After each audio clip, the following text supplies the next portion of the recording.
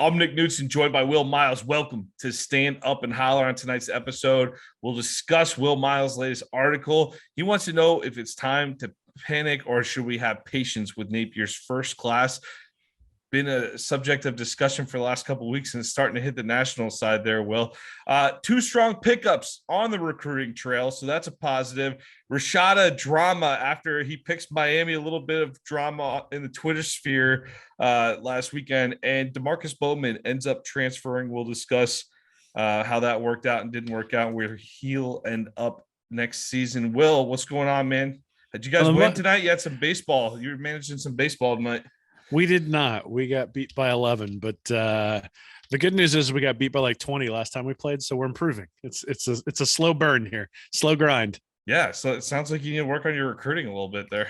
I gotta tell you, we got 1 5-star and a bunch of 3-stars with a heart, but need to work on some accuracy when it comes to pitching. Get them there. You get them there. It's early in the season, right? Still early. Yeah, first game, so we'll get there. Yes. Well, second game, right? You lost the other one. Well, but that was sort of 2 days after the team got formed. So we've now had a month of practice and we're still getting beat by 10. So maybe we need to fire the manager. You should put that out there. That's good. All right, let's jump into 2 bits. We'll talk about your latest article here, Will. Is patience or panic warranted for Billy Napier's 2023 recruiting class? So just a quick summary for those who haven't read it yet. You said not all hope is lost. Perhaps the winds are starting to change with the commitment of 4-star Gavin Hill on Saturday. Of course, you had the commitment from Sharrif Denson as well, the corner from Bartram Trail in St. Johns County. Also following up on the flip of 4-star edge rusher Isaiah Nixon from Central Florida. Those two are the first top 300 recruits Napier has been able to snag in this cycle here in the 2023 class. And you basically said that in reality, that while there's still time for Napier to put together an elite level class, that time is starting to wane. And until things really start to get going, the noise is going to stay in the system until kickoff in September. I mean, look, I think anybody who's followed Florida football for any length of time at this point is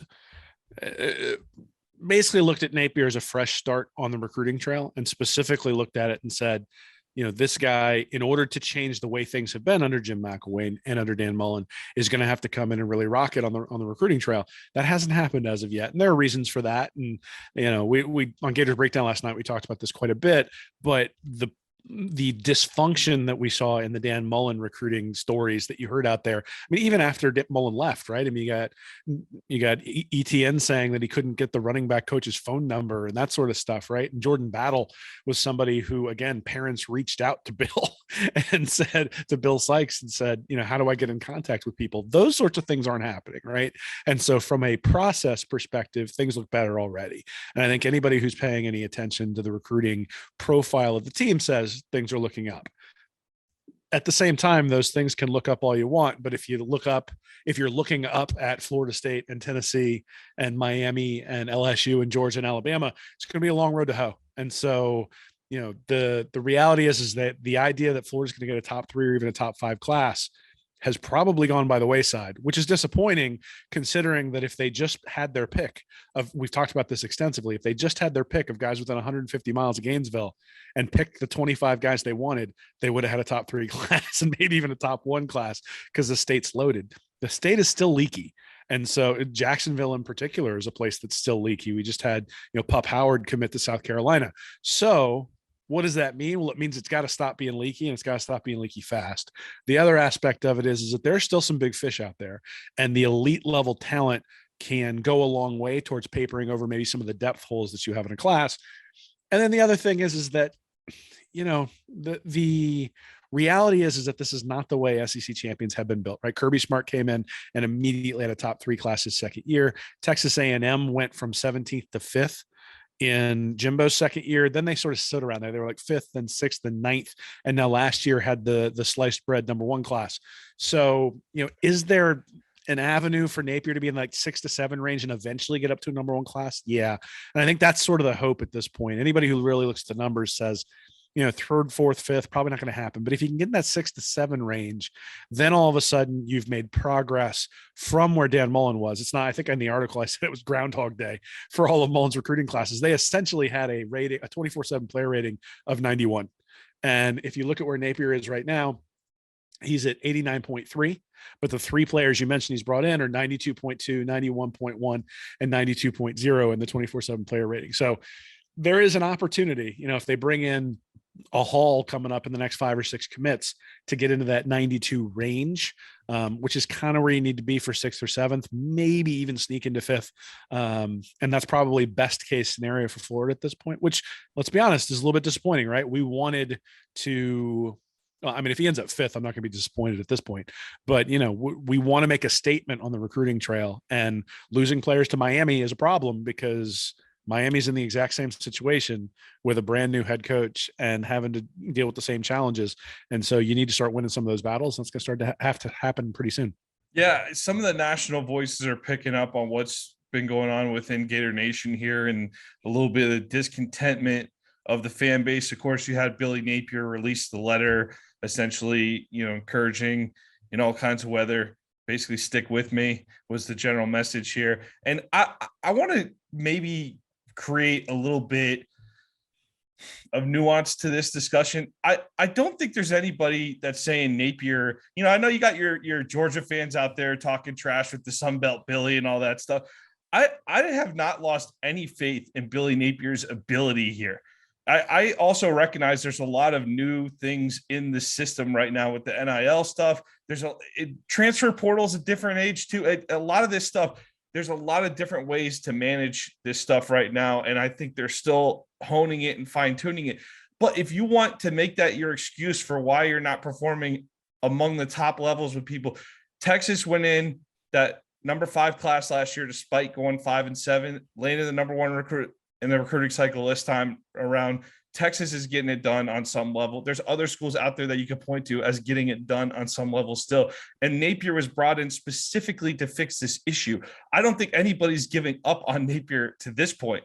But a little criticism never hurt anybody. I don't think Florida fans are acting spoiled by having a little bit of a critical eye toward this issue, especially since it was the one that really, you want to argue, what broke Dan Mullen's back at Florida was the recruiting issue itself, Will. I think there's a difference between being critical and being a jackass when you're talking to a recruit on Twitter or a recruit's dad, right? Yeah. Stop tweeting Katie Turner. Why she shouldn't have to defend herself on Twitter, right? Well, but that's my point, right? Is that Billy Napier gets paid an awful lot of money, and he came in saying this is a talent acquisition business. And when you and I sit here, or any sort of analyst sits here and says, look, the talent acquisition business is not going the way we thought it was going to go, or the way it needs to go in order to win SEC championships and win them quickly, that's an objective statement based on the facts and the history of recruiting in the SEC, along with the fact that recruiting and the arms race in recruiting has gotten significantly more intense than it was, say, 5, even 10 years ago. And it was really important 5 or 10 years ago. And so the differentiation between a team like Georgia and a team like Alabama and Florida on the recruiting trail is significant right now. That doesn't mean Florida doesn't have good players. Doesn't mean Napier's not going to bring in good players, but it means that the percentage opportunity, or the percentage likelihood that these guys are going to work out is just lower for the average class for Florida over the past decade, quite honestly, than it was at Alabama or Georgia over the past decade.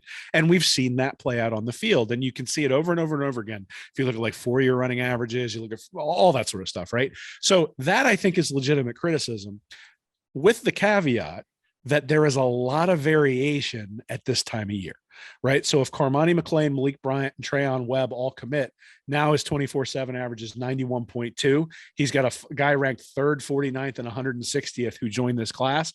And now you're looking at 6 top 300 guys out of 13 signed. That percentage is a lot higher. And you're sort of looking at a Will Muschamp type class as opposed to a Dan Mullen type class. Now, it's not an Urban Meyer class, right? And and it's not a Ron Zook class. We need to distinguish that, but it is showing progress. And I think that's the thing. We always said this with Jim McElwain, is that when the offense was terrible his first year there, you're like, okay, he's got some work to do. Will Muschamp didn't leave him a lot to work with. And, he has Will Greer get suspended and all that sort of stuff. And you say, all right, well, we'll show some patience. And then year 2, you go, we're still scoring 20 points a game. And then year 3, you're sitting there going, all right, you're not firing Doug Nussmeier, get out of here. Right.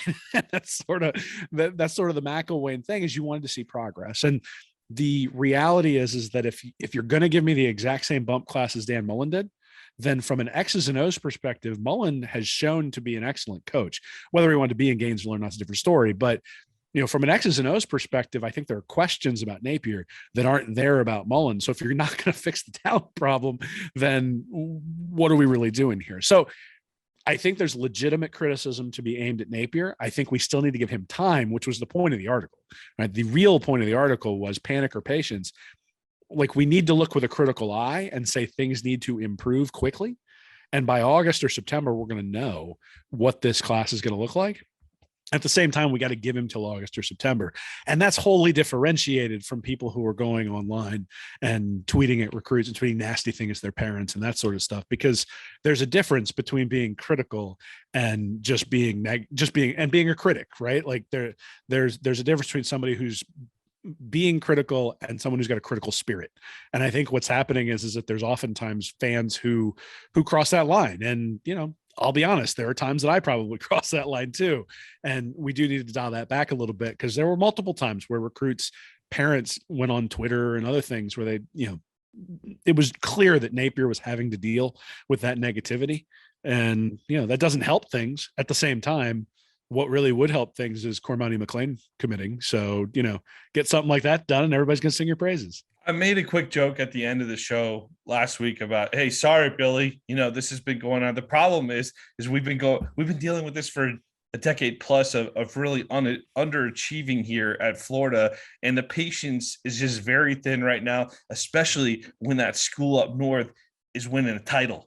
And they're not looking like they're going to slow down anytime soon. They're Alabama light or whatever you want to call them up there. But I'll tell you, SEC runner-up, that's what we call them. SEC runner-up, but there's a lack of tolerance for this issue right now where, maybe you have a couple of down years toward Muschamp into McElwain or something, and you're not watching Georgia go out and do what they're doing right now. You're not watching that.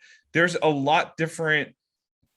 Napier's dealing with a lot different element than he was, where maybe Mullen could have survived. If it was 2014, we have the season we have, Mullen might have survived that season, but we are dealing with something different in the environment that we haven't dealt with at Florida in a very long time. And that's Georgia just being at an absolute elite level these last 5 years.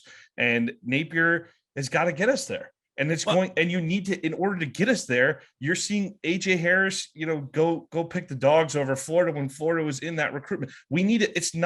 We're not this petulant fan base that just gets upset for no reason. If we're losing head-to-head 5-star battles to Georgia, that means Georgia's still maintaining a better roster overall. Or if we're not letting anyone, that means the people we're actually chasing, the teams we're actually chasing, are still maintaining the better rosters. And there's not an unrealistic expectation to win all of those battles, but you got to win some of them. And that's really, I think, the ultimate angst right now amongst the fan base. That's where we are. I don't think it's this unrealistic expectation that we're getting painted as with a lazy brush by some of the folks in the national media. I think it's a lot more nuanced than that. Absolutely. I mean, look, so let me ask you this question. How many of the top, say, 15 players in the state of Florida should go to Florida every year? Every year? I mean, you want to probably be in the hunt for half of them, like a serious hunt. And then I'd say between 4 to 6. Yeah. So there's no possible way that out of the top 15, Florida will get 4 to 6. McLean's the number one player. We hope they get him, but haven't gotten him to commit yet. Keon Keeley is committed to Notre Dame and it has been talked about as a flip, but I'm not going to believe that till I see it. Yeah. You got Francis Mauigoa, who's the offensive tackle from IMG, who's not really from Florida. I was going to say, when do we put an asterisk on some of these IMG guys that aren't from?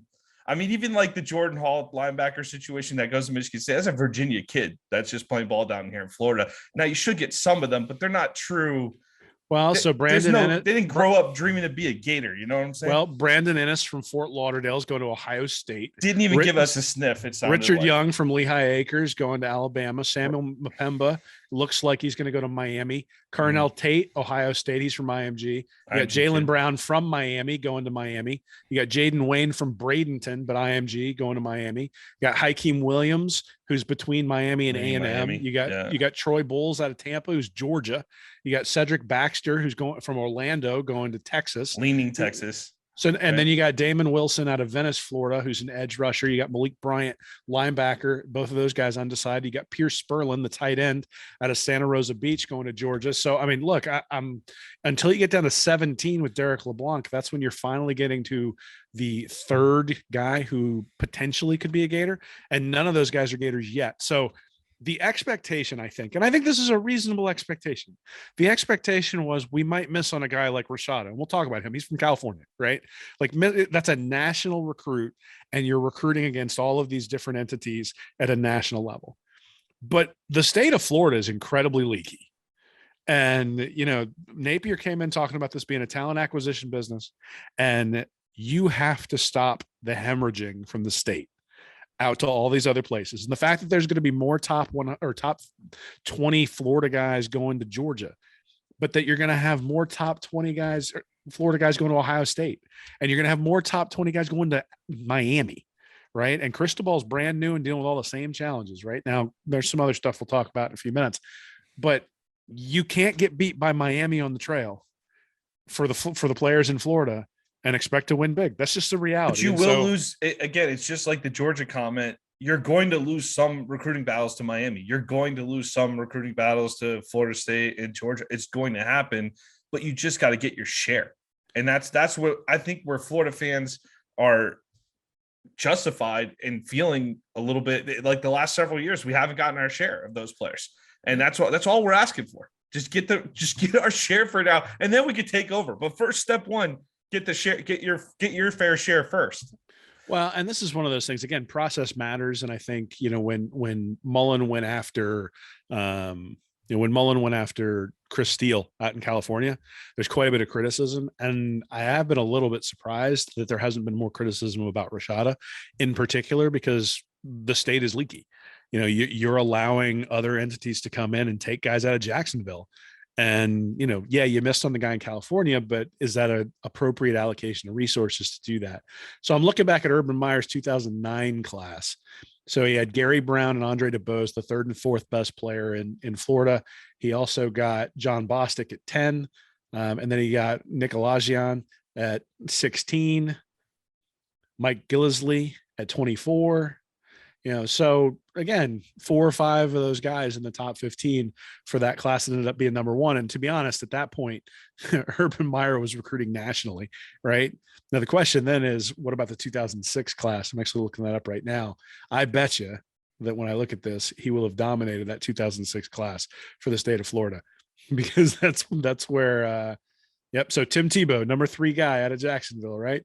Jamar Hornsby, number 8. Jared Faison, number 10, Jim Barry, number 11, Siobhan Walker, number 12, Jacques Rickerson, number 16, St. Augustine, Dustin Doe, number 20, Marcus Gilbert, 23, Riley Cooper, 25. So you're basically looking at, and Riley Cooper was at the bottom of that recruiting class, even though he was 159. Yeah, Brandon James was in there too. I think maybe a 2-star. Maybe so. But my point is that if you look at how Urban Meyer built the program through a recruiting lens back in 2006, it was all state of Florida. And that is how they're going to have to get back to it. And when you analyze this class thus far, I don't look at that state of Florida list and go, oh yeah, we're rocking it, we're dominating it. And look, Miami may lose some of those battles where they're favored at 100% for some of the guys who are sitting there at, like, say 9th, 10th, and 11th in this class in the state of Florida. They may lose those battles, but they've already won a couple, right? And so let's say they get 4. Well, next year, can they move that to 5 or to 6? The year after that, you know, do you get to a point where Cristobal has such a stranglehold on the state that it's no longer a question of keeping Georgia and Alabama out. It's a question of winning your own state. And that's a problem. It just is. And I'm thinking, Will, I know Denson had Miami on his list. I think he had Miami. No, never mind. He didn't have him on his top 5. But have we beat Miami head to head? No, not really yet. No, I don't think so. Not Cristobal? this year with Cristobal, no. Because we had the kid from Maryland, right? The transfer. There's been a few. I feel like there's 2 or 3 that we've lost head to head to Miami so far. Yeah, well, I mean, look, I think there's some NIL reasons for that. I think there's some other things for that. Like you said, it's a changing landscape. And in some ways, that does mean that maybe we need to be a little bit more patient, right? That the changing landscape, and we've talked about this quite a bit, is that, there are going to be different approaches to NIL. And the question is, if you overpay early, do you not have money in the coffers later on? Right. Or do you end up with penalties from the NCAA? Those are 2 different options. And how do you actually want to operate under the way these rules are set up? Maybe that means that Napier's got a hand tied behind his back. I don't know. But the fact that he felt the need to release that statement says something about, things were starting to feel out of control, and not just with people on Twitter, right? That questions were starting to come in from people who were supporting the program monetarily, because otherwise there's no need for that statement, because you don't need to calm down the people on Twitter. You don't need to win that PR battle. The way you win that PR battle is you start bringing in Cormani McLean and you flip Keon Keeley and you figure that stuff out, right? But if you need funds to do that, when people start balking at the funds, that's when a statement like that comes out. So, I think there's some legitimate criticisms of Napier at this point. I think you can look at the class and make some legitimate criticisms. Doesn't mean we've lost faith in him. And I think from a process perspective, the program from a recruiting footprint is in better hands than it was before. Significantly improved. It's significantly improved. But, and look, I am a big believer in, if the process is right, the results will eventually follow. The problem that you run into is that Nick Saban runs a very similar process and has done it for a very long time. Kirby Smart emulated that and has had that in his bag for a while. Jimbo Fisher, same thing, right? So it's the same thing when people talk about development. Like, I think Dan Mullen is a better X's and O's coach than Kirby Smart, but it's not as though Kirby Smart and his staff isn't trying to develop the players that they bring in, right? So it's not like they bring in these guys and just roll the ball out there on Saturday because they're a bunch of 5-stars and they never work on anything, right? I mean, they're working on it too. And so the question is, where can you differentiate yourself? And one way to differentiate yourself is on the talent front. One way to differentiate yourself is in the X's and O's. One way to differentiate yourself is in game management and making sure that you're making the right calls and the right timeouts, and that you're going forward on 4th down when you should, and all those things. And you got to find an edge in each of those things, because these games are close. And recruiting is just one of those places. As a Jackson, this is not a fair comparison, because it's not fair to compare almost anybody to the Jacksonville Jaguars. But as a Jaguars fan, one of the things I have very low tolerance for anymore is when a new coach or a new coach comes in, which is essentially every 2 to 3 years with the Jags now. It's like, oh, well, you got to give us time to get our system down. You got to give us time. It's like, at some point, you have to be aware of the environment you're stepping into, right?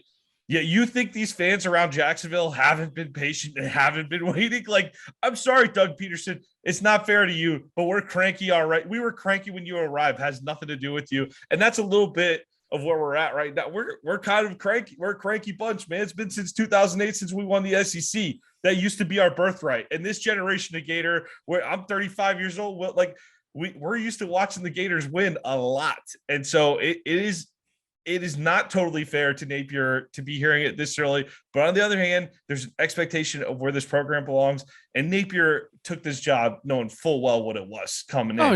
Yeah. And like you said, I mean, you got $51 million to deal with the annoying problems that you're facing. I don't feel sorry for Billy Napier. I think he's okay. I think he's all right. The people I feel sorry for are the Rashadas. The people I feel, in some respects, the people I feel sorry for are the Trayon Webbs. The people I feel sorry for are the Malik Bryants, who have people coming at them that they don't know and have no idea who they are, or wouldn't know who they are if they weren't high level recruits. Now, in some ways, the recruits do kind of bring this on themselves. Like, if you post a bunch of pictures on your Instagram or Twitter with you in a Gator uniform, everybody gets excited, right?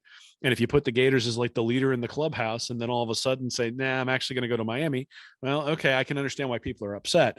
At the same time, you can cross a line, right? I think that's the question. Yeah. So, I mean, again, don't tweet at recruits. That's a rule that we should all be able to live by. Don't tweet when you're drunk. We should also be able to live by that.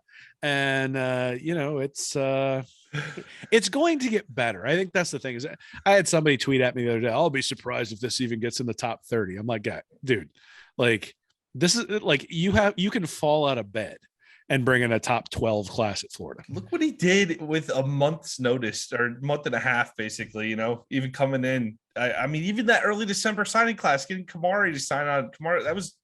He's done some good things already. It's not like Napier hasn't done a single thing on the recruiting trail. That's the thing. But again, stop and remind ourselves a little bit here. So there's a couple things there. One is that his transition recruiting class was worse than Dan Mullen's. Now, I think Mullen left him less of a framework than Jim McElwain did, but objectively, when you look at it, the transition recruiting class for Napier was less talented than the transition recruiting class for Dan Mullen. He also rebuilt nearly the whole thing too. Well, sure. Look, I'm not saying there aren't legitimate reasons for that. Yeah. I'm saying that we went into signing day thinking we had a shot at 3 or 4 guys, right? And none of those guys really came to Florida.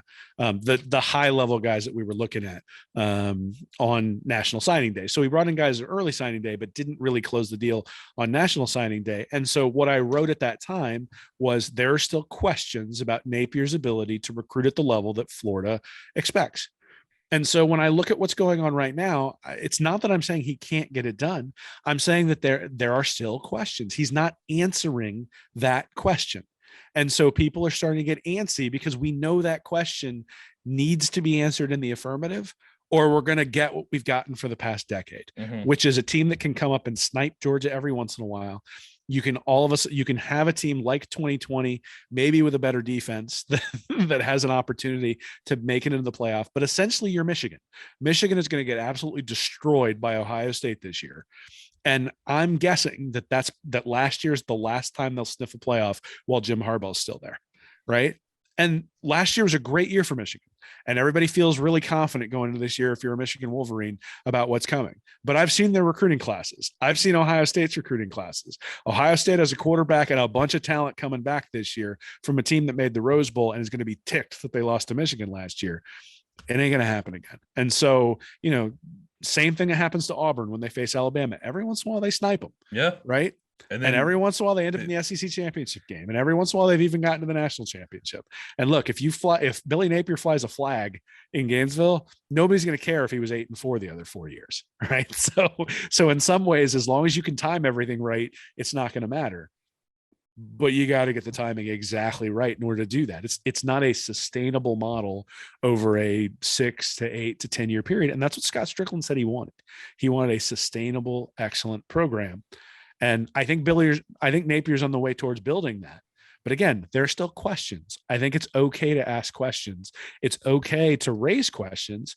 And it's okay to say exactly what I said, which is there are still questions, but those questions will be answered by August or September. Give them a couple of months, and then we'll come back and look at it. And what we will say is we'll either say he's answered those questions in the affirmative, that yes, he's going to be able to get the job done. This is going to be a better class than what we saw under Dan Mullen, or he has answered those questions in the affirmative that we might be in trouble, that we're going to get a very similar class to what we had with Dan Mullen. And so then the next set of questions is, well, now we got the 2024 class, better get to work on that, because if it's the same in 2024, then we're in the exact same loop we've been in for a decade. And look, I get why people would be concerned that might be where we're headed. Well, let's move on to 4 bits here, Will, and we'll cover some positive news in recruiting here. Gavin Hill, 4-star defensive lineman from Gainesville Buchholz, 6'3", 253 pounds. Got an offer after a strong showing at a camp session at Florida here. He's the second Buchholz commit in the 2023 class. Of course, wide receiver Creed Whittemore, brother Trent, is also in this class. But hey, you see this kid's highlight tape. This is a no-brainer. I mean, he's completely overwhelming everybody he goes up against in high school. Looks like he played a little tight end too. I saw a reception or two on his highlight tape there on 247sports.com. And Hill plays a little bit inside, a little bit outside. Will, athletic kid, looks like a type of guy that you could definitely put about another 20, 25 pounds of muscle on during his college career, and that he would be pretty stout up the middle. I'm guessing he would be more of an interior presence, but seems to be versatile on inside or outside right now.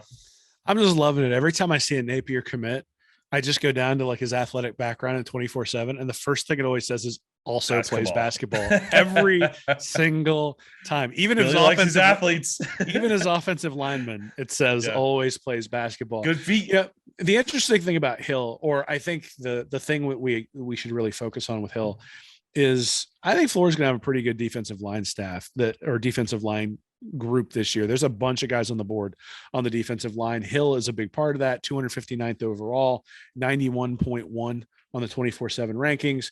You combine him with Isaiah Nixon, who we got to flip last week, and now you've got an edge rusher and a defensive lineman. And really, you probably want to bring in 4 or 5 defensive linemen in this particular class, maybe even 6, just because there's been so little depth there. And I will say, I've been critical of Napier's class thus far, but one thing that I will say is that he's very clearly building on the offensive line and the defensive lines. You think about Najee Harris, Bryce Lovett, and Tommy Kinsler there on the offensive line. And then you've got Gavin Hill and Isaiah Nixon on the defensive line. And like I said, probably 3 or 4 high level, top 100 guys actually who are going to be coming in on the defensive line as well. So I think adding a guy like Hill and adding depth there is critical. We've seen over and over and over again where we have to rely on Gervon Dexter to not only be elite, but we have to, just from the standpoint of he needs to pan out, right? And the thing is guys who are ranked 150th to 200th, they don't always pan out. Now, Dexter's 5-star rating pans out more often, but that's the only guy that we really have that we can rely on at this point in terms of being a defensive lineman. Part of that is the talent level of the recruits who've been brought in, but part of that is just the total number of recruits who've been brought in. And so Gavin Hill supplements the numbers that Florida's going to bring in. And like I said, I think if we look at the offensive line and defensive line classes for this, or sub-segments of these particular classes, we'll be very happy with that. There might be some areas where we say, hey, we could use some more top-end talent, especially at the skill positions. But I think when it comes to offensive and defensive line, we'll be pretty happy.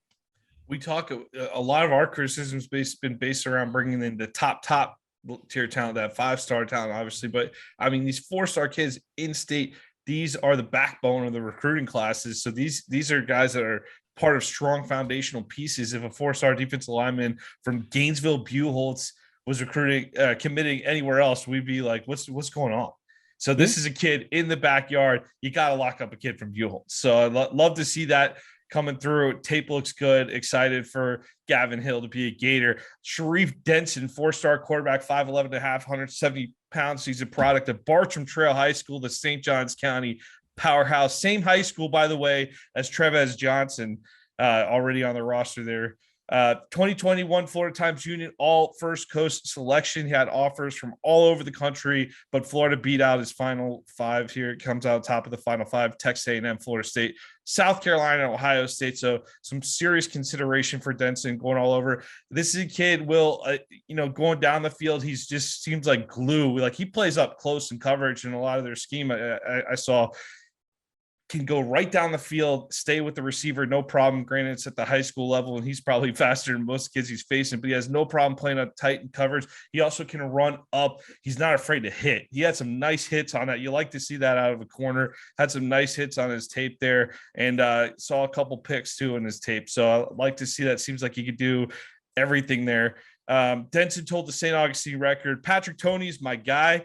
He was at our school the first day of spring and watched the whole practice, and at the track too. It was the day before my district meet. What separates Florida is how analytical Tony is. I talked to my dad about it and said that Tony is really a scientist when it comes to football. He's going to make sure that every little thing you can get is the best. And Trevez Johnson is there too. He went to Bartram, and he is playing almost the same position I would play.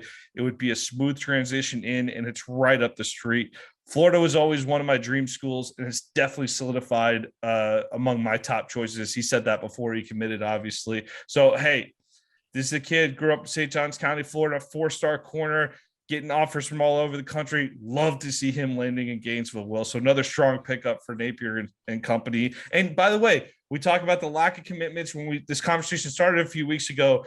Since June 19th, I believe, that's 4 commitments. So a little bit on a roll here the last couple of weeks, ironically on a roll while this conversation has been going on about the struggle on the recruiting trail. So kind of starting to pick up 9 total commits so far in the class. Yeah, look, I mean, Sharrif Denson is a really good pickup. 92.0, 24/7 rating, 4-star, 206 nationally. And all of these guys, Nixon, Gavin Hill, Sharrif Denson, even guys like Tommy Kinsler and Tyree Patterson, who are in the 700s and 800s, are a big part of any recruiting class you're going to bring in. The question then becomes, and they're very good players. They're not the best players. And that's sort of the rub, right? Is that in order to get to where we want to get to, we know that we're going to need top end talent. But Sharrif Denson is a very, very quality guy. 2 years ago, injured his meniscus in his knee, came back pretty quickly from that. In some ways, I suspect that probably has impacted his stature. If somebody goes out and looks at him while he's recovering, you get a little bit different impression than somebody who maybe saw him last year play. Like you mentioned, 3 tackles for loss from a guy who's playing corner is somebody who's willing to blitz, somebody who's willing to hit. You can see that on the film. And again, I said this last week with the offensive lineman. Tommy Kinsler at 876, Bryce Lovett at 558, and Najee Harris at 389 looks like a really awesome class if you supplement it with Mauagoa, right? And Sharrif Denson at quarterback looks like is a really awesome pickup if you supplement it with Cormani McLean. And that's the thing, is that we're looking through a filter here where these guys are going to be critical components of what Florida is able to build under Billy Napier. He needs these guys to come in, and I'm thrilled that they're coming in. And so, I think you're going to look at the film and see a lot of stuff with Sharrif Denson that you really, really like. You're going to look at the film, see a lot of stuff about Gavin Hill you really, really like. You're going to look at the film and see a lot of stuff about Isaiah Nixon that you really, really like. These guys are going to be an important part of what Billy Napier is building. And, I don't want to be, we can look at the entire class and be critical while pointing out these are very, very good players, and they're going to be a big part of what Florida is going to build in the future. Yeah, and you did mention, you saw Pup Howard from Andrew Jackson High School there in Duval County commit to Carolina this weekend, 4-star kid. I mean, you don't want to see that, but you do got to give credit where credit's due on the guys they are locking up in the last couple of weeks here. 4 commits, you almost doubled your recruiting class size too. And maybe that's because they're getting a little pressure and they're like, hey, you want to help me out? Give me a commit. You want to help us out here? Whatever's working, like, let's keep that pace going, because I think that's also something that the more you build this class up, obviously the less that noise is going to go down. Yeah. Well, I mean, so right now they've got 3 of 9 commits are in the top 300. That 33% typically you're going to end up around 15th nationally. If he can bring in 2 more top 300 commits, now you're probably ending up 10th or 11th nationally. If he can, before August 1st, if he can bring in, say, 7 of his 13, end up being top 300, well, now you're looking at 7.7 or 8. So the next month is going to be critical. If he brings in, McLean, Bryant, Webb, let's say Peyton Kirkland, the offensive tackle out of, I think he's out of Orlando, and then Will Norman. Well, now you're looking at a class where you just brought in 5 more top 300 guys, supplementing the 2. That's 57% then of your class that's top 300. We would expect a class somewhere between 6th and 7th if those guys were to commit before August 1st or September 1st, like right in that time frame. If he can bring in those 5 guys into the class before then, what we would expect is, if that sort of translates all the way through, and historically at Florida it has, that if you have, let's say, 57 to 60% top 300 guys, that's kind of where you end up with at the end of the cycle. So, if he can bring in those 5 guys, well, then all of a sudden you're looking at a class that's 5th or 6th. And I think we're singing a completely different tune. So, it's not too late. It's not. And again, Denson, Hill, and Nixon are a big part of getting that ball rolling. And now just the question is, can it gain momentum as it rolls downhill? And that's going to be up to Napier and the rest of the staff to make sure that happens. Let's move on to 6 bits here and talk about that Jaden Rashada drama. Rashada, quarterback from Pittsburgh, California. By the way, you watch his highlights, Will. Pittsburgh, California. You know his high school is called the Pirates? That's fantastic. I love that. Pittsburgh Pirates there out there in California. He chose Miami over Florida, LSU, Ole Miss, and A&M. It was thought to really be between a 3-school race between Florida, Miami, and A&M. On3 reported that afterwards, after the selection, by the way, I went to watch that 4 p.m. selection time the other day, and he's rolling on around 4:30. What was going on with that 24/7? They're sitting there talking about hockey analysis for 30 minutes. Ends up being pretty straightforward commitment. picking the Miami baseball hat over the Florida baseball hat on the table. The On3 website reported that California lawyer Michael Caspino represented Rashada for the NIL deal. He said that the 4-star quarterback had agreed to a $9.5 million deal with Miami booster John Ruiz, who later claimed that the report was inaccurate in a statement on social media. But the real drama started when Caspino was quoted by On3 as saying, Florida is one of the most dysfunctional collectives in all of college football. And he said that Rashada would have likely been at Florida had it not been for the Gator Collective. Well, that in turn got a reply from Darren Heitner here, and the Gator Collective also responded to those comments on Sunday night with a statement that read, the recent comment by California lawyer Michael Caspino have been brought to our attention. The Gator Collective has never had any communication with Mr. Caspino about Jaden Rashada or any recruits. Rather, the Gator Collective has refused to engage in any dialogue with Mr. Caspino on numerous occasions, as the Gator Collective does not approve of his tactics and has no interest in engaging in activities which violate Florida law and NCAA interim policy that may put athletes' eligibility at risk. Interesting stuff, Will, here. This is where we talk about a lot of this stuff, the NIL stuff. It's a lot of backroom deals that we're not privy to, and we're taking the word of one person versus the word of another right now. And it just seems to be almost completely opposite stories being painted by California lawyer Michael Caspino and people within the Gator Nation, Gator Collective entities. Yeah, I mean, it only matters if the NCAA or the state of Florida comes in and actually enforces any of these things, right? And I think one of the things I sort of took I'm trying to take a little bit deeper dive over reading reaction on this week, but the point is that college football really has it good right now from an executive standpoint, because the SEC just signed a ridiculous television deal with ESPN that's going to pay them $300 million a year as opposed to the $55 million they were making from CBS. Bye SEC on CBS theme song. Yeah, well, I don't know. They can afford to. Apparently, the SEC could probably buy it back if they want. But the point is that that television money is what will be up for grabs if the NCAA gets dragged back into court. And so where they're sitting right now is that money can't be touched, because it's not allowed to be touched, because they just do NIL. But if you look at the actual statements from Justice Kavanaugh from the Supreme Court back for NCAA versus Alston, which is a completely different case, but had to do with antitrust rules applied to college sports, so his quote is, nowhere else in America can businesses get away with agreeing not to pay their workers a fair market rate on the theory that their product is defined by not paying their workers a fair market rate. And under ordinary principles of antitrust law, it is not evident why college sports should be any different. The NCAA is not above the law. So NIL, in my mind, is pretty clearly a restraint of trade, right? If the states are coming in, or if the NCAA in particular is coming in and saying, you can't pay someone a name, image, and likeness deal to play at your school, you're now restricting that person's ability to make money. And the reality is, we've talked about this multiple times, that the only reason Anthony Richardson is valuable from a name, image, and likeness perspective is because he plays football. And the only reason he's valuable to Gainesville Dodge is because he plays football for the University of Florida in Gainesville. So the idea that we're trying to separate... And he could drive the hell out of a Charger. And that's absolutely true. They're not anymore. Apparently he gave it back. But the idea that the NCAA or anyone is trying to separate these guys' value from the thing that they do on the field is just asinine from the standpoint of where that value comes from.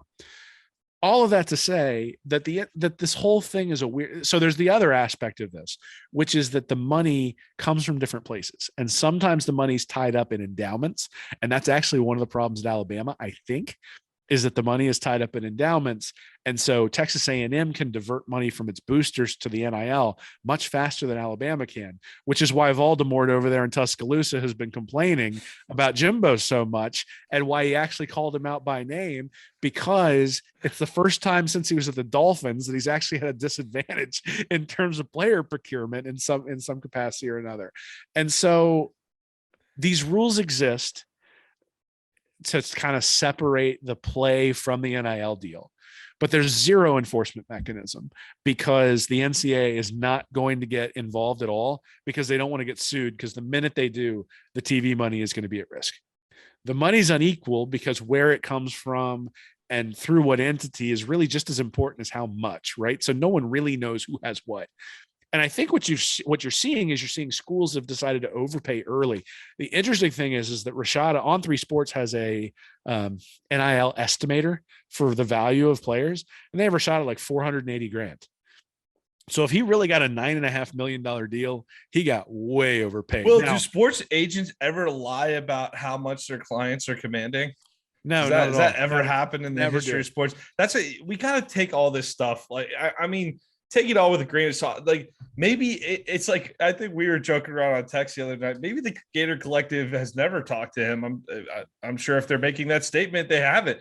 Has the Gator card? Like, why are we in the top 2? The quarterback that's allegedly commanding $9.5 million, did we offer him 0? We were just number 2 in the race. Like, I it's a weird way to phrase all this stuff. And then it seems like we were getting a little nitpicky about the rules when we're talking about, well, hey, you're violating, you're openly admitting to violating NIL rules. What are we doing differently on the recruiting trail that are we not engaged in the same activity? I don't understand how we're standing on any different ground than Miami. And I'm putting that on me. I'm saying I don't understand, but just doing the math just doesn't add up to pretend like Miami's doing something completely different than what we're doing. That just doesn't add up at all. Miami has decided, and I think rightly so, or schools have decided, I think rightly so, that the NCAA is toothless when it comes to this because of the Alston case behind it, where they're going to get drug into court and they don't want to. And quite honestly, they've convinced their boosters to pay their bills, right? They've come in and said, boosters, come support this NIL function so that we can be in this arms race. And oh, by the way, I know we're getting paid $300 million in television revenue coming up, but we're not going to use any of that. Right. So if you're an executive, you see this with baseball stadiums all the time, right? The owner of a baseball team can afford to build his own stadium. But the guy's a billionaire. The team that Steinbrenner bought in New York, like, what did he put? Like $13 million of his own money down to buy the Yankees back when he bought them in the 70s. And now the organization's worth like $8 billion. He can afford to build his own stadium, but he can also con the city of New York by saying, oh, I'm going to move to Brooklyn, or I'm going to move to New Jersey, or I'm going to do something like that, into building a stadium for him because they're fearful of what will happen. And I think in some ways that's actually what's happening here, is that the boosters are being leveraged because of their fear of being left behind. And in certain cases, because it's pretty clear that the NCAA is just going to release a sternly worded memo, but not actually enforce anything, you get to make a choice. And I think when they released that memo, it was funny because that memo in May that came out saying, what did it say? I think it said they're going to, people who violate egregiously the rules will go after. It's like, well, first off, violate like a retroactive basis, right? They're going to go back and review things. Well, and it was supposed to tamp this thing down, but instead it's accelerated, because what happened was all the schools that were sitting on the fence going, should we not, should we not doing anything right now. Well, all they're going to do is send us another sternly worded memo if we do something wrong. And if that's the only risk, then this is an edge that I can get on my competitors. And damn, if I'm going to let Texas A&M sign 8 5-stars because they're taking that edge while I'm sitting there trying to play the rule. Now, in this case with Rashada, that On3 article said that, it whether the numbers are right or not, it said $9.5 million for Rashada to Miami, and he turned down $11 million from Florida. And what that means allegedly, but if that's what happened, that means the Gators have already decided to play this game, and they lost that battle. And that, that, I think, again, an article that's being supplemented with quotes from a lawyer who clearly has a adversarial relationship, at least with the Gator Collective. So I think you need to take it at at what it's worth. There's not corroborating evidence or anything like that. At the same time, I think it's stupid to look at these programs that are actually giving these players inducements and calling them dirty. I don't think it's dirty. I think it's reality. And the idea was that NIL was going to bring this stuff to light, but because of those rules in the states and the NCAA, essentially they've created a different black market. Right. And people have had, and it used to be that you had to feel dirty because, if your team was recruiting well, you knew they were dropping bags somewhere. And, we used to joke that Mullen needed to figure out where Urban had buried his bags. Right. And so, it's pretty clear that when you used to recruit at a high level, that there was some sort of money involved that changed hands. The hope was, at least my hope was, that NIL would bring that out to the surface. But instead, they've sort of put in this weird rule that makes people have to make a decision as to whether they go over that line or not. And I think it's funny. I think that May memo made more people go over the line than would have otherwise. I think the toothlessness of it made it very clear to people that, look, this isn't getting fixed anytime soon. And so we're either going to have to play or we're going to get dominated, and it's time to play. Lane Kiffin said in a recent article about this issue, how are you going to create NIL but keep donors from not getting involved in it and trying to pay players to come there, which has been what people have done illegally for years. The NCAA's been on that for years. Now, all of a sudden, you can do it legally, and you don't think that's going to happen? Well, and, it's funny, maybe not funny, but it's interesting that if you look at the basketball scandal, where the agents were like Bruce Bowen at Louisville was given some money, I think allegedly from maybe Adidas or something like that, and you had these agents or these people who are acting as runners between the shoe companies and the players to then essentially induce them to go play at particular colleges. At least that was the scheme. There was a lot with Sean Miller out in Arizona, that sort of stuff too. And the thing that got that on the radar was the FBI was investigating, right, because of taxes. And so, the Al Capone somewhere shaking his head. So your point, I think, or at least the thing that I'm sort of responding to your point with, is this has been happening forever. It's just that now the tax implications and the illegality of it for the donors goes away, right? Like, I think if the NCAA comes in and slaps somebody on the wrist or even drops the hammer, yeah, the booster who gave the money is going to feel bad that the university got drilled, but he's not going to have to hire a lawyer to defend himself against, tax evasion or whatever. Like, the FBI is not going to be in his stuff. It's just going to be, the NCAA is going to ask for information. He's going to tell him to go pound sand, and, the school is either going to get punished or not get punished. From the standpoint of like the punishment towards a school, or the punishment towards all of the entities acting here, the incentive structure is probably heavier to cheat now than it was before, which I think is why these deals keep getting more and more expensive, right? Because people are seeing that the incentive structure is what it is and are willing to put more money in that kitty if the incentive structure is essentially set out the way it is. So we're using the word cheat here, but I'm thinking about it this way. If you're playing a game, if you're playing football, and there's definite rules around what constitutes a defensive pass interference, but the officials aren't calling said rules, and you could be a little more handsy, or you could get away with a little more, why would your defensive backs not be more handsy on the next possession? Mm-hmm. Why would you not play in that gray area a little more if that's what the other team's getting away with on that? And that's what, like, I know we sit up here, I don't know. It just feels like a little bit like we lost this recruiting battle, and now we're out here saying like, oh, well, we're not doing things the way they're doing things, and they're not doing things the right way. We don't want to mess with people's eligibility, where it's like, it's a little bit of pearl clutching in my mind, where it's like, we were number 2. The hat was on the table. All right. Up there with Texas A&M, up there with Miami, our hat was on the table too. So what are we talking about? Like, are we all in on this, or are we not? And I'm a little confused. I think it's mixed messaging. I don't understand it from our perspective. I don't think we should be out there accusing, or is it just this one particular lawyer? I know he's done other NIL deals. By the way, the phrase California lawyer attached to this guy's name in every article. I've been watching Yellowstone.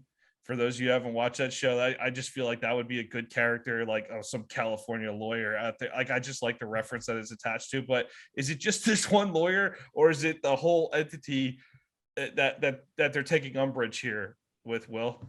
Well, I mean, I think the analogy that you made with the defensive backs is a great one. except in this case, the officials are actively being disincentivized to throw a flag, right? Like, it's not that they're just not throwing it. It's that when they throw it, there's a negative incentive for them, right? And whether that's, again, maybe the analogy breaks down, but that's sort of where this is the NCAA actively calling the flag on this is bad for them, right? They will lose money if they do that, because what they have found with NIL is that there's a revenue source that's completely untapped. Like this money was not coming in before, It's not coming from the schools. And now it's coming in. And so you could make an argument that, yeah, maybe some of that would have been donated to the school and it's been diverted to NIL, but it's not the lion's share of stuff. And they're still going to be leaning on people to donate for buildings and, putting your name on stuff and all that sort of stuff. Let's be honest, that's not going to stop. Yeah. So what they did was NIL has produced a new revenue source for college football, and they avoid all of the workers' comp. They avoid all of the pension. They avoid all of the health insurance and liability. They, the long-term disability. If somebody completely mangles a knee, are they on the hook the same way you would be if a guy mangled his knee in an industrial company that runs out there? The distinction between employee and freelancer is really the distinction that NIL gives the NCAA in these particular cases. So, and there's going to be a lot of examples that get settled. There's going to be lawsuits over this. Will, I think the NCAA, it's necessary to sit back right now. And I think it's smart on the NCAA's part to sit back, because what you're going to do is you're going to create an environment where, just like this, where one school sees it one way and another school sees it another way, and you're going to have these disagreements come up, and then you're going to get Nick Saban and Jimbo Fisher sitting there both calling, well, we want clear rules to understand this. So people are going to turn to, and who are they going to turn to?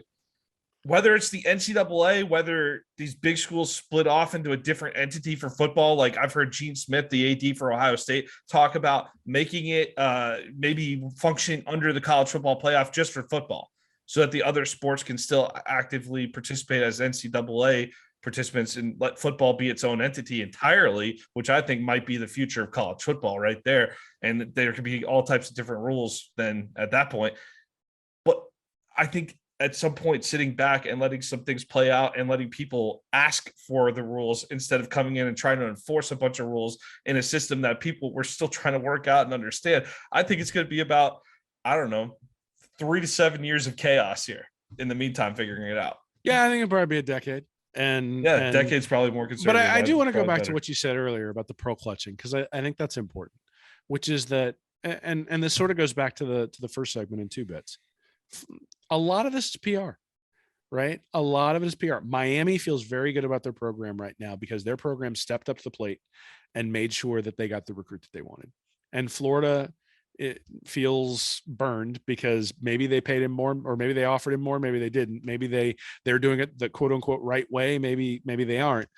But the recruit didn't fall Napier's way, didn't fall Florida's way.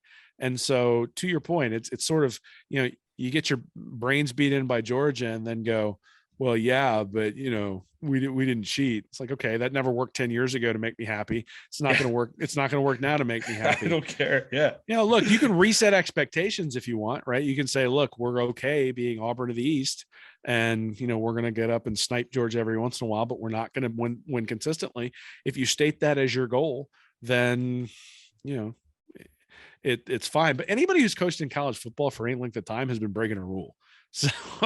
So this idea that, well, now we're not breaking a rule, it's like, maybe on the surface you aren't, but if you've been doing this at any level, in any capacity, heck, the last coach broke a rule. He had a show cause and wasn't able to recruit for a year. So we're this idea that everything is clean as the white snow, I don't think is necessarily true. And I don't know what you get out of it by going back and forth with the attorney. Now, the attorney said some stuff that's pretty inflammatory, right? He's talking about it being disoriented or we're dysfunctional, and yet we offered him $3 million more. That's why you got to look at this stuff. None of the stories add up on either side, quite frankly. But the point is, the Florida hat was on the table. So from our perspective, whatever Miami and A&M are doing, we're also, I assume, doing. And if we really offered $3 million more, I don't think that screams dysfunction either. So I think we told that guy no on something that he didn't want to be told no on. And so he's being petty and he's putting out something in the media like a California lawyer would. Yeah, absolutely. That's But why those California lawyers, you got to keep an eye on them. I don't know though, but I always find it more convincing when the other side just goes, there's no merit to these claims, we're not going to respond to it, instead of saying, well, we refuse to talk to him and we don't even want to work with somebody who operates like him. Right. It just gets, it ends up being a back and forth where you don't know who to believe, rather than somebody just stands up and says, look, we don't have to defend ourselves. We operate in a way that we're comfortable with. And, we hope that he will operate in that way as well in the future, and just sort of go on. Right. You don't have to pick that fight. I'm not sure why to pick that fight. I'm not sure what the benefit is of picking that fight. And at the end of the day, it doesn't really matter. I mean, again, we're going to go back and look in February and see where this class lands. And the Gator collective, the Gator guard, Billy Napier, will have either done their job or not done their job. And we'll establish it then. The idea that you have to clap back, I think, is probably, from a PR perspective, again, I look at it and I go, the clapping back is unnecessary. It's just, look, we're comfortable with what we're doing. We're comfortable with our organization. He has an opinion, that's okay, and we'll move on. And would that's you be what nervous, you're doing anyway. Would you be nervous if you found out we were paying Rashada 9.5 mil? Would you be pretty nervous about that? I would be. I don't know if I'd be thrilled.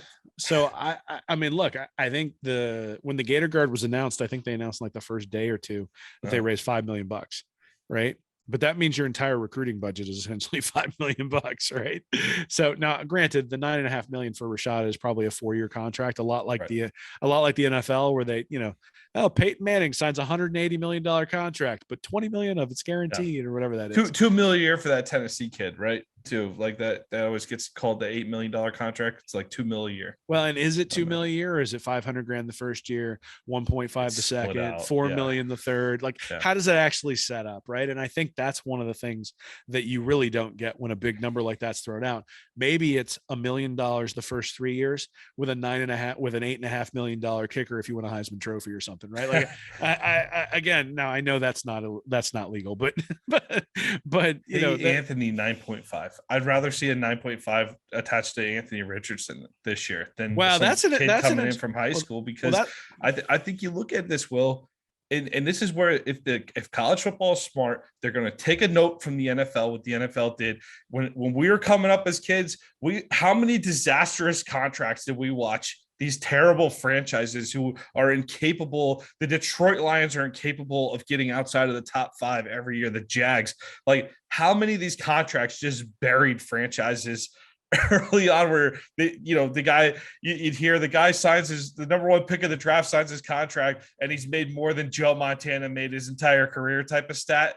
And then the NFL finally did away with that this past decade, and they've got it's slotted. These guys are still making tremendous money, but it doesn't bury you. There's more control over the contracts. There's that 5th-year player option for all the first-round pick. It's much more controlled. I would love to see caps put on recruits, because I mean, the type of money if you're talking about, if this kid truly got 9.5 million to go to Miami, God bless him. But man, I don't know if I want that. That's a hell of a lot of money to be paying a 17-year-old kid that looks like he's still skinny as hell and got a lot of developing to do.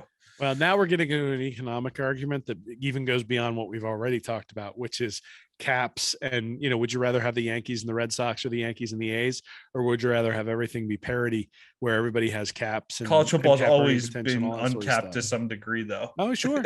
Yeah, sure. And we love the sport, right? And so in some capacity, I don't know that anything's really changed. It's just more above board, and the zeros are a little bit bigger. And I'm actually, look, Jaden Rashada may be great and he may be a bust, but he has leveraged his ability in this particular case into finances that are going to change his life.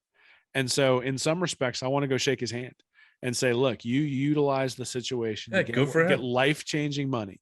And the comment you made about Richardson, I think is really interesting, which is, if Anthony Richardson, so there's a bunch of people who've projected Anthony Richardson to be a top 10 draft pick coming up after this year. If he's a top 10 draft pick, he should go to the NFL, because you get a 5-year contract that's going to pay you, 50, 60 million bucks. But let's say he's like borderline first round, second round. The top tier of the second round doesn't make $9.5 million, right? You're probably looking at that over the course of a 4 or 5 year contract. So what if the Gators decided, hey, he's a borderline first round, second round guy, but if he takes a major step forward, now this next year, he's going to be, one, he can improve his draft stock and maybe be a top 10 guy at that point. But two, we get him for that second year. Is that a better use of NIL funds to get 2 years out of Anthony Richardson rather than one? Or bringing in a guy who's an unproven high school quarterback? It's funny because I actually, in the NFL, they don't pay running backs at all. Right. And the reason they don't pay running backs is you can get a 6th round running back who ends up being fantastic. And they pay quarterbacks a boatload because the quarterback position is so important. But there are so many busts in the NFL draft. Like, how many times have we gotten, Joey Harrington as the quarterback coming out there in the first round? Even Matt Stafford, until this past year, would have been viewed as like a mid-range number 1 overall draft pick, not a great number 1 overall draft pick. You don't always get Dan Marino. You don't always get, Peyton Manning. Sometimes you get Ryan Leaf. And that's going to happen at the college level as well. And one of the interesting things, I think, is that the elite quarterbacks in college football are all top tier, but the bust rate at that top tier is pretty high too. And so, that there's going to be some programs that have busts. I think I look at Rashada's profile and I would have been very nervous if he'd have been the guy who Napier had to hitch his wagon to completely. Doesn't mean I don't think he can do it. Doesn't mean I don't think he might be a good player. He's not a can't miss prospect. And so I'm not actually like massively upset that Rashada's not coming. I wasn't heartbroken over this one. No, I think it's an interesting insight into what happens. And then I think it's also an interesting insight into, or it's an interesting commentary in terms of overall why recruiting may be struggling a little bit. So, you look at those two things. How about this statistic, Will? The actual Pittsburgh, I mentioned he's a Pittsburgh Pirate at the high school, right? The high school is called Pittsburgh Pirates, where Jaden Rashada is playing ball at here in California, in Pittsburgh, California. The actual Pittsburgh Pirates have a payroll of $55 million overall this year, with the top base salary being at $10 million. So Jaden Rashada would be the second highest Pittsburgh Pirate on the Major League Baseball team. So if you want some perspective on salary, there you go with that deal. Well, let's go give 9.5 to Kermani McClain and get it done, man. I'd be okay with that one. That one, sign me up for that one. I hope Nick Saban complains about whatever we end up giving Kermani McClain. Let's get that done. And what do we got to do to cancel the documentary? Supposedly he's filming a documentary about his recruitment. What's it going to cost to cancel your documentary and get you committed, dude? Are you trying to tell me Read and Reaction is going to buy the rights? Is that what's going on here? I don't know. What's the deal? Like, I don't know if we got the budget for that, but speaking on behalf of other entities that I don't have a right to speak on behalf of. Let's move on to the dollar after the longest 6 bits of all time. DeMarcus Bowman, this one will be short and sweet, going like his Florida career, quite frankly, going to UCF, out of the prospect out of Lakeland, 5-star running back. I was so psyched when he transferred here from Clemson prior to last season. Originally a top 5 running back in the class of 2020, only had 14 carries for 81 yards at Florida. He's the second Gator, by the way, that'll be on that UCF offense, joining Kenmore Gamble, the tight end, of course, last couple of years here for Florida. Should compete. Northwestern's got a transfer running back there, Bowser. So he'll get some playing time there at UCF. He'll, if he feels like it's the right move for him, it's the right move for him. But I gotta say, I'm definitely disappointed. You watch that highlight tape of him at Lakeland, and he's just an explosive running back. And I'm surprised that he didn't catch on here. Of course, Pierce got drafted in the 4th round by the Texans, had a great season. But I if you would have told me Bowman had the season he had last season, I would have been very surprised and disappointed, like I was with most of last season. So it was pretty consistent with the theme of last season. But losing him, I can't say I'm shocked, that he'd go get an opportunity somewhere else. But this was a bummer. I was looking forward to his Florida career, and it just never panned out well. Yeah, I mean, I think this is sort of the bow on the present for or the icing on the cake, whatever you want to say, for Dan Mullen's tenure there at Florida, is this was the guy who you looked at and said, look, if he's going to turn things around, it's going to be with these transfers who come in and turn into elite players. And then Bowman just got stashed back where he couldn't get any sort of playing time. Mm-hmm. Now, whether he deserved that or whether that was something that had to do with the previous staff, I think it's something that we question. But, you know, you get Johnson coming in as a transfer from Louisiana. Lorenzo Lingard seems to have won the job, at least out of spring. He'd won the job. Naquan Wright is getting all sorts of praises, even though he's limited because of the injury he suffered against Florida State. So Bowman was going to be the fourth running back. Yeah. And if you're a guy who's sitting there saying, I want to get to the pros, if there's no NIL money to go around for the fourth string running back, or if it is, it's, $50 to go. Or a California lawyer, $4 million for his like fourth that. string running back. If you There want you one. go. But so there's no real NIL dollars. There's no, there's no playing time inducement. So what he was going to have to do is he was going to have to prove himself on special teams and then have a couple of injuries in front of him in order to get real significant playing time. Yeah. So look, if Florida has a couple of injuries at running back, they're going to miss the fact that DeMarcus Bowman isn't back there giving him carries. But you've also got ETN coming in the fall. So it's not as though this is a barren landscape of a room. Now, I think Bowman has home run potential, and that's definitely something that you don't just want to give away. At the same time, was he even going to see the field? Were you even going to have an opportunity to hit a home run if you never have an opportunity to swing? And he's going to get an opportunity to swing at Central Florida. And Malzahn's going to make good use of him back there. And it's a wide open scheme. And quite honestly, I think that scheme maybe fits him a little bit better. So, hopefully he does well. I mean, I hope he does well, except for if UCF plays Florida and he's out there on the field. Other than that, I hope Bowman does well. I think, it's not as though we've heard things that he's a bad kid or that he's causing any problems or anything like that. He clearly has some affinity for Gainesville. He tweeted some stuff after the fact that was nice about Gainesville. So, I think you wish him well, shake his hand, say, hey, thanks for putting the time in here. You came in under Dan Mullen. We understand that things changed. And, one of the reasons that the transfers are in place is because you want players to have the same sort of mobility that coaches do, because as a second transfer, he's going to have to sit out a year. But, look, you wish him well, hope he does well, and understand that, if Bowman wasn't a 5-star, if he was, say, a 3-star or even a low 4-star, and he decided to transfer because he was the fourth running back on the roster, we go, okay, just didn't work out. It's the high profile and what he meant in terms of hope for Mullen's program, right? Because we knew Mullen's recruiting wasn't fantastic. And then he brings in these 5-star running backs in Lingard and Bowman. You go, okay, now we're getting some real high-level talent in here. Let's see what Mullen's offense can do with Kyle Trask, with these guys coming in, doing that sort of stuff. And they just have not been able to convert they haven't been able to convert those transfers into anything significant. And so this is just sort of that, it's everything fizzling out at the end. Yeah. Hey, look, best of luck to DeMarcus Bowman over in Orlando.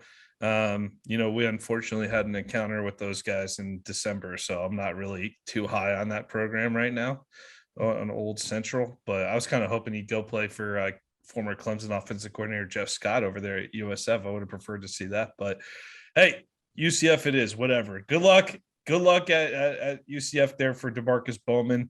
And Will, that's our show tonight. I told you we keep it short and sweet for $1 here. You got anything to close out? No, just again, if you want preseason magazine, July 4th is coming up. So you can go over to readandreaction.com/mag. We've been very humbled by the success that it's had. We've gotten a lot of positive feedback and some critical feedback, and that's been good too. So we're in some preliminary discussions about potentially being able to get that thing out in hard copy version next year. So, if you want that, let us know as well, because that helps us out too, just to know that hey, maybe I'm not going to look at it on my iPad, but I will buy it if it's out there and it's a hard copy. So again, if you go over to readandreaction.com/mag, you can check that out. And it's got a lot of really good information. We talked a lot about recruiting tonight, but there's a lot of football in that one. So if you're somebody who's more inclined to wonder what's going on from a football perspective, a little bit of recruiting in there, but for the most part, it's football centric, Florida centric, 156 pages of all Florida Gator football, get you prepared for the season. So, go support us over there if you haven't done that yet. Have a great 4th of July weekend, everybody. Enjoy the long weekend. Hope you get to spend some time with the family. Enjoy some good cookouts and everything else. Enjoy the weather, everything that goes with the 4th of July weekend. Have a great weekend and go Gators. Go Gators. Thank you for watching this episode of Stand Up and Holler. Be sure to subscribe to the Read and Reaction YouTube channel. Join our Patreon community at Read and Reaction for bonus content each week. And check out our website at readandreaction.com. I'm Nick Knudsen, joined by Will Miles. And as always, go Gators.